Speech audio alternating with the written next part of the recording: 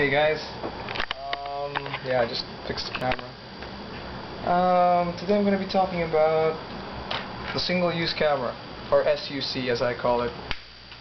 Single-use camera is a camera meant to be used once, only once. You give the entire camera to the lab, they'll disassemble it, take the film, print it out for you, and yeah, that's basically it.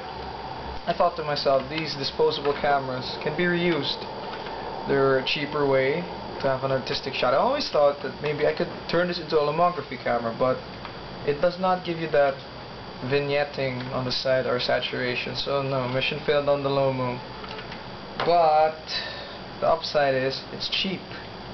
It's very cheap, and it does take decent pictures, especially if you have a friend that you want to take pictures of but they don't want their picture taken. You can actually max up the flash and you call their name, and when they look at you, bang, photo taken, and you can't do a thing because you can't delete it. Most of you will say, oh, I can just use my digicam for that. Yeah, but a digicam, I don't know how fast they can focus, and usually when you try to take a picture of someone, there's that red beam to help the autofocus of the camera, especially those cameras without manual focus. This one, even without the flash, all you gotta do is know the distance between you and your subject. Have good light, because that's very important. Lighting is important. And just take the picture away. They might hear the shutter and they'll look at you, but you can tell them there's no film in this. I've done that multiple times and they believe me. Yeah. So anyway, when I first opened this, after using film, of course, the canister had this little twiddly thing on top. What you can do is you can actually ask the lab, once they develop it, to save your canister, and they'll usually leave that little part there. So next time you can actually you can tape film on that and re-roll it inwards. Or you can do what I did. I actually modified the inside, shaved down some parts, and added this little plastic here, so it will reel the film forward, which does work. There are pictures in Flickr. The link should be down there. You can take a look. Yeah. This one, you might see some photos which are really dark. That's because I used ISO 100, which is not really good for cameras like these. You gotta use ISO 200 or above. I would suggest 400. 400 is nice, except when you're using flash. Maybe when it's really dark, that's the only time you use flash. But please, I'm really gonna tell you, works best during sunlight. Best sunlight. Or a distance of 1 arm away. These things work like a charm. This runs on a AAA battery. And word of caution, when you're changing batteries, never ever touch any of the silver parts inside. Made that mistake, and I regret it. Yeah.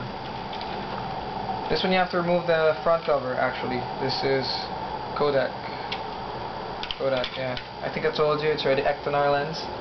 This one's using regular plastic, convex plastic. And actually this one's a little blue part. You can actually get that off. You can actually just remove this, slide it forward, take it off. This is Kodak flash, by the way, just in case you want to know. Yeah.